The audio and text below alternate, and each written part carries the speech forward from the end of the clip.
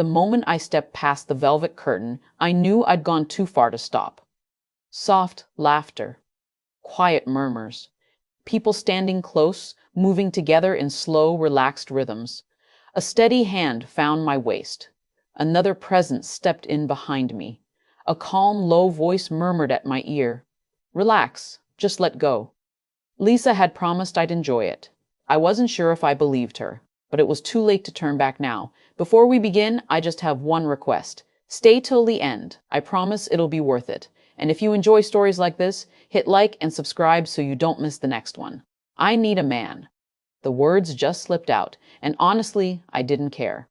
I took a sip of my drink, staring at the ice melting like it held some kind of answer. Across from me, Lisa nearly choked on her wine. She coughed, then burst into laughter. Jesus, Emma, straight to the point tonight, huh? I'm done pretending. I leaned in, lowering my voice like I was confessing something serious. It's been too long. I can't keep acting like it doesn't bother me. Lisa smirked, twirling the stem of her glass between her fingers. So what's stopping you? I groaned. Men our age are either married, boring, or clueless. And younger guys, half of them don't even know how to talk to a woman like me. Lisa tilted her head, amused. And what exactly do you need, Emma? I exhaled dramatically, rubbing my temples. I need a man who actually knows how to understand a woman.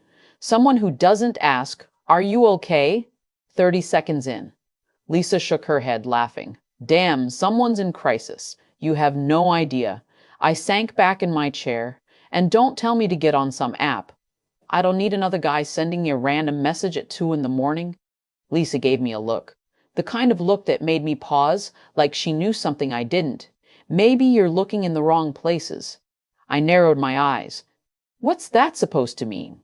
She took a slow sip of her wine, dragging it out like she was enjoying the suspense. I might know a way to fix your little problem. I crossed my arms. Lisa, she just smirked.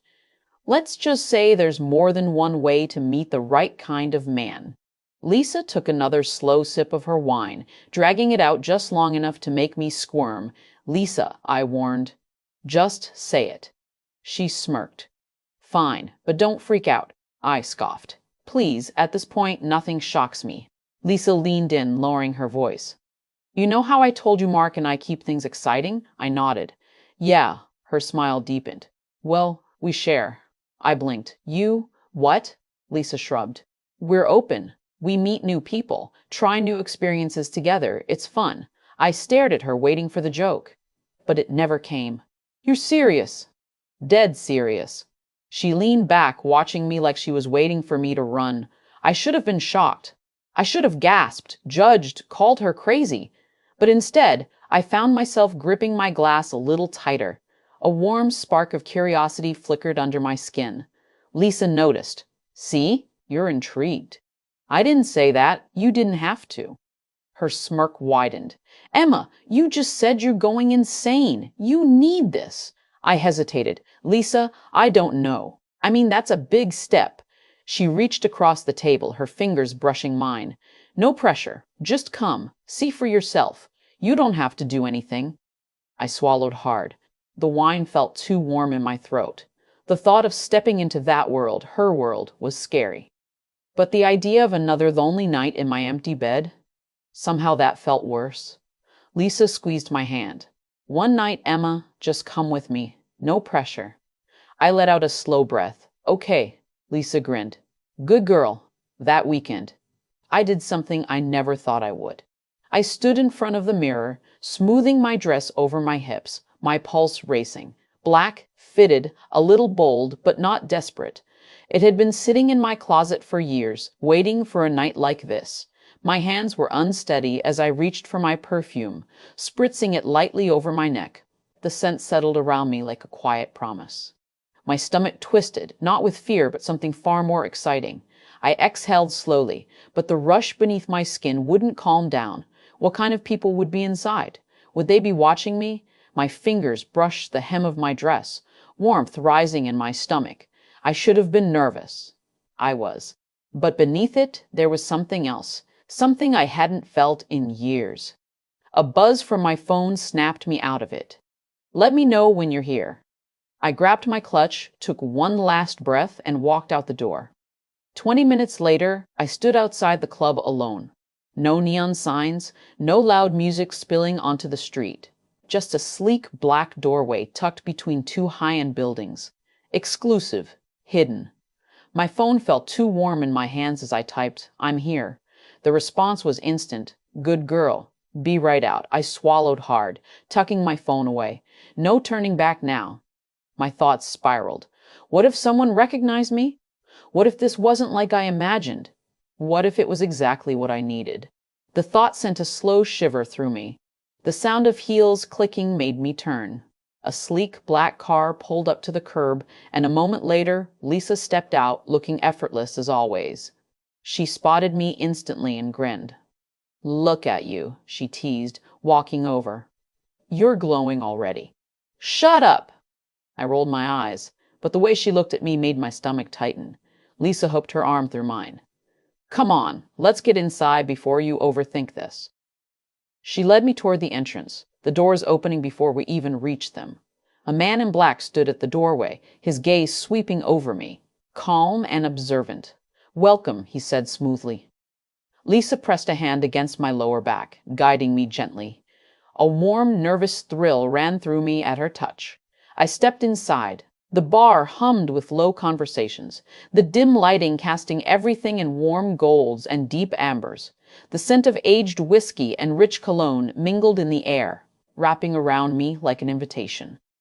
I lifted my glass, the warmth of the drink barely noticeable against the heat building quietly in my chest. Lisa sat beside me, relaxed, effortless, as if she had done this 100 times. Across from us, Mark watched me with quiet amusement, his fingers swirling the dark liquid in his glass. "You're enjoying yourself?" he murmured. It wasn't a question. Before I could answer, a presence settled beside me, steady, calm, confidently sure of himself. My pulse picked up before I even turned my head. "Join me." The words weren't spoken as a request, more like a steady invitation, filled with an easy confidence. Lisa barely glanced up, her lips curving in quiet approval. "Go." I hesitated for half a breath before placing my empty glass down and following. The moment we stepped past the heavy velvet curtain, the air changed. It was warmer here, calmer, filled with quiet energy. The lighting softened, shadows falling over plush seating, the faintest music drifting through the room. He led me inside without a word, his hand a light guide at my back. Another couple was already there, their eyes drifting over me with warm, friendly curiosity. The woman lounged comfortably, her dress slipping just enough to show soft fabric. Her partner stood behind her, his touch gentle, resting on her shoulders. My breath caught as a warm hand cupped my jaw, tilting my face upward. "Breathe," he murmured, his voice steady, supportive, almost grounding. I obeyed, but it didn't calm the flutter in my chest. His hands followed a slow path down my arms, patient, studying me. When his fingers brushed my knee, I found myself shifting slightly, nervous, but drawn in. A whisper of fabric, the warmth of someone stepping closer. His voice returned, calm and reassuring. "I'm right here." His presence softened my nerves. A shiver rolled through me as he leaned in, his breath brushing my shoulder, his fingers tracing light, calming lines near my collarbone, then a deeper warmth as he stepped closer, guiding me gently, waiting for me to relax. I did. My lips parting, a quiet sound slipping free as I let him lead the moment. Slow, steady, controlled. I steadied myself, my hands resting lightly against him, absorbing his warmth, the calm, the closeness. Behind me, the space shifted. A second presence, stepping closer, close enough for me to feel his breath at the back of my neck. A steady hand settled at my waist, tracing over my curve. Slow, thoughtful, taking his time. I exhaled. A small pause, then a gentle guiding pull, bringing me slightly nearer, where he wanted me, where they both did. My breath stuttered as I felt the careful pressure, the slow, deliberate closeness. My hands trembled, my body adjusting, welcoming the new rhythm that took over, moving me between them. surrounded, protected. At first it was patient, testing, easing me into the moment, but soon it deepened. Steady, purposeful. My body responding instinctively, letting go. My fingers curled, my skin warm under their hands. Every part of me tuned into their rhythm. I gave myself over to it. Let myself be guided, supported, wrapped in nothing but warmth and sensation. A hand lifted my chin gently, tilting my face up, meeting calm, dark eyes filled with wanting, but soft. A mouth brushed mine, warm, sure, stealing the last bit of hesitation from me. My pulse roared in my ears. I barely noticed the soft creak of the door. The murmured voices, familiar voices. Lisa's tone, playful and approving. She's beautiful like this, isn't she? A new touch. Fingertips gliding down my spine, gentle and sure. Mark's voice, low with satisfaction. She fits here. A shift. A new set of hands exploring, guiding.